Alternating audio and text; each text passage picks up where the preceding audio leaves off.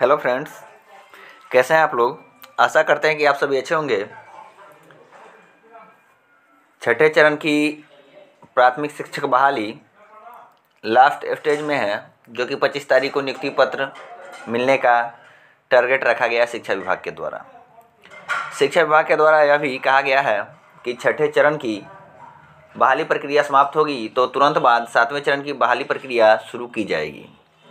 आज मैं इस वीडियो में उसी संदर्भ में बात करूंगा कि क्या क्या डॉक्यूमेंट आपके लिए ज़रूरी है। अगर ये आपके डॉक्यूमेंट आपके पास नहीं रहेंगे तो फिर आपको कहीं ना कहीं कठिनाई की सामना करनी पड़ेगी। तो दोस्तों, उसी संदर्भ में हम आज बात करेंगे 7वें चरण की बहाली में लगने वाले डॉक्यूमेंट। 7वें चरण की बहाली में लगने वाले डॉक्यूमेंट क्या क्या है, सब अति आवश्यक है। अगर ये सब डॉक्यूमेंट आपको नहीं है तो फिर कहीं ना कहीं कठिनाई की सामना आपको करनी ही पड़ेगी और अच्छी खासी खामियाजा भी भुगतनी पड़ सकती है। क्योंकि मानिए जैसा ऐसा लग सकता है कि नौकरी आए, हाथ से आया हुआ नौकरी आपको निकल गया। देखिए क्या क्या डॉक्यूमेंट है। 10वीं परीक्षा का अंक पत्र एवं प्रमाण पत्र। आपने जो 10th का एग्ज़ाम दिया है मैट्रिकुलेशन का, तो उसका अंक पत्र और प्रमाण पत्र दोनों लगेगा। 12वीं का अंक पत्र एवं प्रमाण पत्र।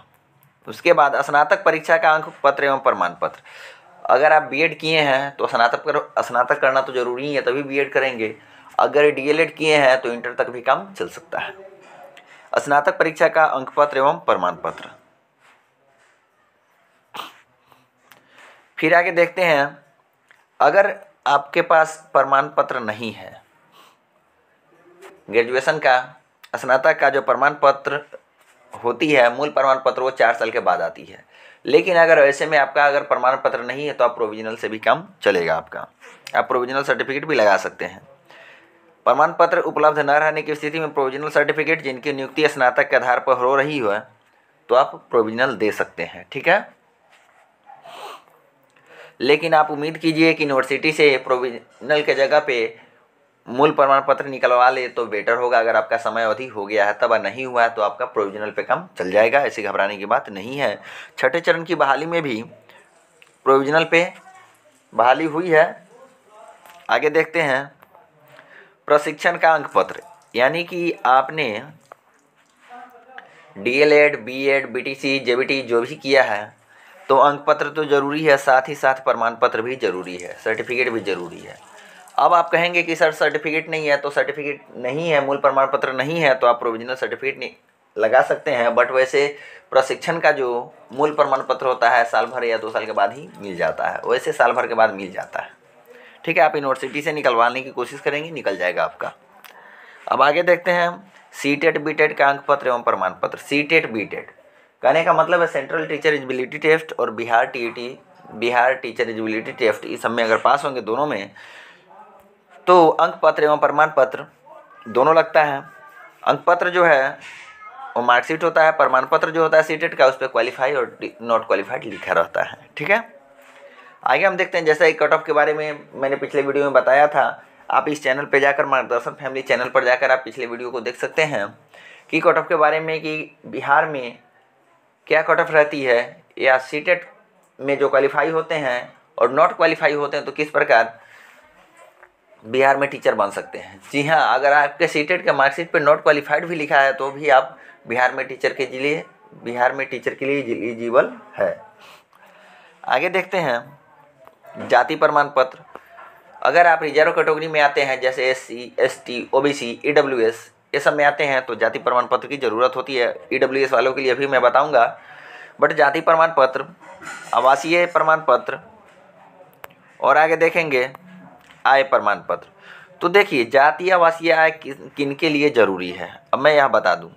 देखिए, जाति आवासीय आय, कास्ट, रेसिडेंशियल और इनकम। सबसे पहले आप अगर बीसी या ईबीसी के लिए है तो नॉन क्रीमी लेयर की जो आवश्यकता होती है, एनसीएल की आवश्यकता होती है, नॉन क्रीमी लेयर की आवश्यकता होती है। तो नॉन क्रीमी लेयर तभी बनता है आपका जब जाति आवासीय आय तीनों रहेगा तभी बनेगा। और दूसरी बात मैं कर लूँ ईडब्ल्यूएस के लिए, तो ईडब्ल्यूएस सर्टिफिकेट तभी बनेगा आपका जब जाति आवासीय आय तीनों रहेगा तभी बनेगा। भले आप जनरल कैटेगरी से आते हैं, कोई बहस नहीं है। अगर जनरल कैटेगरी में भी अगर ईडब्ल्यूएस का आरक्षण लेना चाहते हैं तो आप जाति आवासीय आय तीनों लगावें तब आपका ईडब्ल्यूएस बनेगा, वरना नहीं बनेगा, ठीक है। आगे देखिए, ये जो रिजर्व कैटेगरी के लिए है जाति प्रमाण पत्र की आवश्यकता है। आवासीय प्रमाण पत्र जितने भी बिहार वासी है सभी के लिए आवश्यकता है।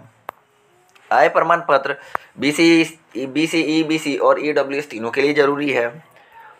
ओबीसी, एनसीएल, देखिए अदर बैकवर्ड क्लास या NCL non creamy layer BC और ईबीसी के लिए जरूरी है, अति आवश्यक है।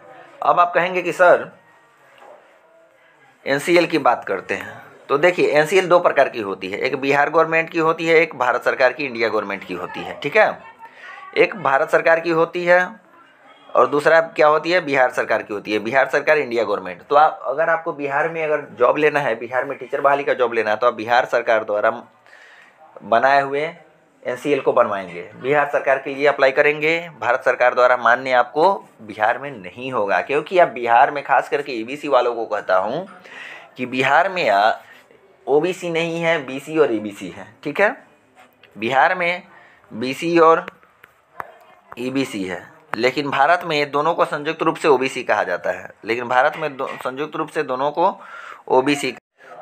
अब वैसे अभी ही बनवा लेना जरूरी है एनसीएल। आगे देखते हैं, स्वतंत्रता सेनानी के उत्तराधिकारी होने का प्रमाण पत्र जिन पर लागू हो।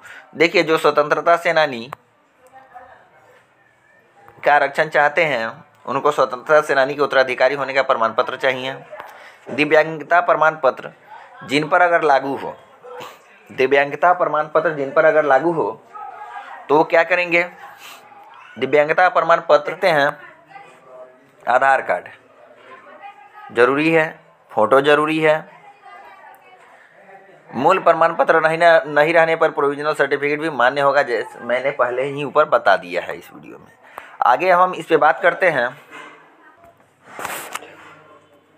वैसे कैंडिडेट जिनका एग्ज़ाम में या सर्टिफिकेट और मार्कशीट में अगर स्पेलिंग में मिस्टेक है तो उन कैंडिडेट के लिए मैं यह कहना चाहूँगा कि अभी भी वक्त है, आप अपने क्षेत्रीय बोर्ड से जाकर आप अपना मार्कशीट या अंक पत्र सुधरवा लें, ताकि आपको बाद में कोई परेशानी की सामना नहीं करनी पड़े।